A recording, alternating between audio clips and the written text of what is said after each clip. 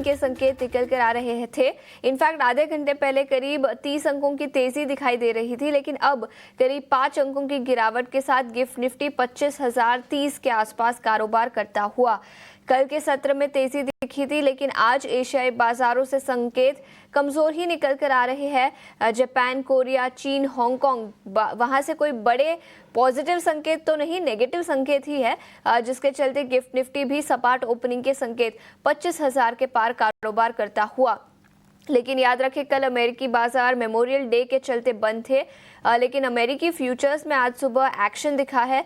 इसके अलावा European markets में किस तरह का एक्शन दिखा, कमोडिटी मार्केट में पिछले कुछ दिनों से काफ़ी फोकस रहा है, इस पर पूरी जानकारी के साथ अब हमारे साथ अभिषेक जुड़ चुके हैं।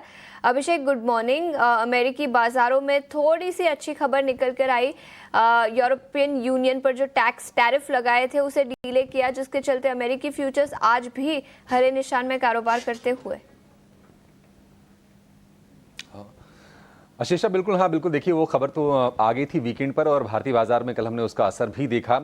आज जो ग्लोबल संकेत थे वो पूरी तरह से मिक्स्ड हैं। जैसा कि आप बता रहे थे कि अमेरिकी बाजार मेमोरियल डे के मौके पर बंद थे, तो कल ही हम देख रहे थे, कल जब हम क्लोजिंग शो कर रहे थे तो डाउ फ्यूचर करीब 450-500 अंक ऊपर था। डाउ फ्यूचर्स इस वक्त करीब 450 अंकों की तेजी के साथ कारोबार कर रहा है। अगर हम नेस्डेक फ्यूचर की बात करें तो 200-250 अंकों के आसपास की तेजी वहां पर भी है, तो उसमें कोई ज़्यादा बदलाव है नहीं। एशियाई बाजारों की बात करें तो एशिया से मिक्स्ड क्यूज में देखने को मिल रहे हैं। जापान में 2 दिनों की तेजी थी, आज हम देख रहे हैं कि वहां पर थोड़ी सी नरमी है, और नरमी भी कितनी है, 50 अंकों की एक रेंज का ही कारोबार हो रहा है।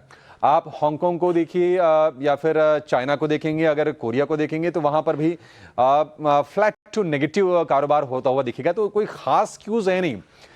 सारे के सारे बाजार वो एसेस करने की कोशिश कर रहे हैं कि ट्रंप ने जो कुछ किया, यूं पर जो 50% टैरिफ लगाया, फिर इसको डिले किया 9 जुलाई तक, इसको किस तरह से समझा जाए और क्या कुछ चल रहा है।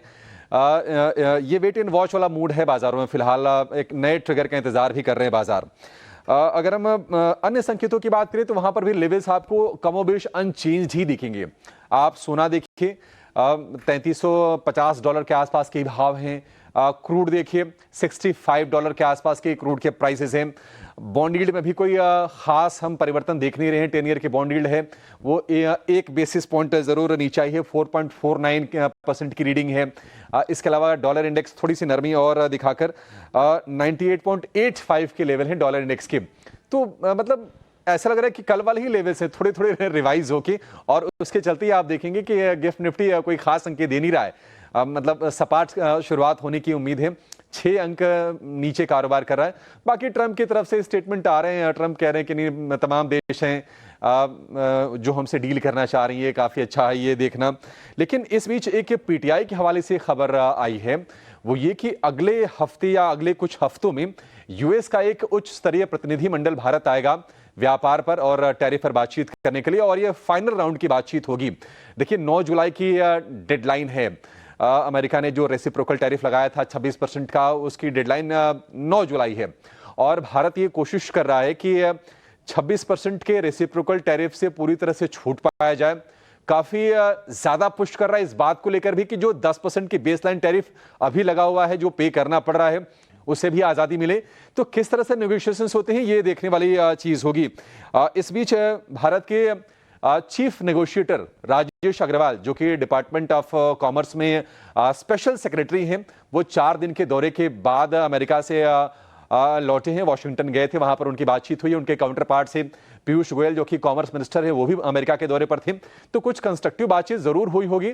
अब देखते हैं अमेरिका का जो डेलीगेशन आने वाला है उनसे किस तरह की बातचीत होती है, और ट्रेड टॉक्स भारत और अमेरिका के बीच में किस तरह से आगे बढ़ते हैं। तो ये कुछ डेवलपमेंट्स हैं। इनका आज स्पेसिफिकली बाजारों से लेना देना ज्यादा नहीं है, लेकिन हाँ, इन डेवलपमेंट्स पर नजर जरूर रखनी चाहिए। ओवरऑल हम यही कहेंगे कि आज के लिए जो ग्लोबल संकेत हैं वो पूरी तरह से मिक्स्ड हैं, और उसका बिल्कुल सही रिफ्लेक्शन गिफ्ट निफ्टी आपको दिखा रहा है। बिल्कुल सपाट शुरुआत की आज उम्मीद करके हम चल सकते हैं। सपाट ओपनिंग की शुरुआत, गिफ्ट निफ्टी 25,030 के आसपास कारोबार करता हुआ, और हाँ, इंडिया और अमेरिका के बीच ट्रेड डील और वहां से किस तरह के डेवलपमेंट्स आते हैं उस पर सबकी नजर रहेगी। अभिषेक, शुक्रिया आप पूरी डिटेल्स के साथ हमारे साथ जुड़ने के लिए। लेकिन इसके अलावा याद रखें, कल के सत्र में एफआईआईज और डीआईआईज दोनों ने ही खरीदारी की थी, दोनों का ही पॉजिटिव फिगर निकल कर आया। एफआईआईज ने करीब 135 करोड़ के शेयर्स खरीदे, वही डीआईआईज ने करीब 1750 करोड़ के शेयर्स कल के बाजार में खरीदे थे। तो पॉजिटिव ट्रिगर एफआईआईज की खरीदारी फिर एक बार भारतीय बाजारों में लौटती हुई 1745 करोड़ के शेयर्स उन्होंने खरीदे थे। इंडेक्स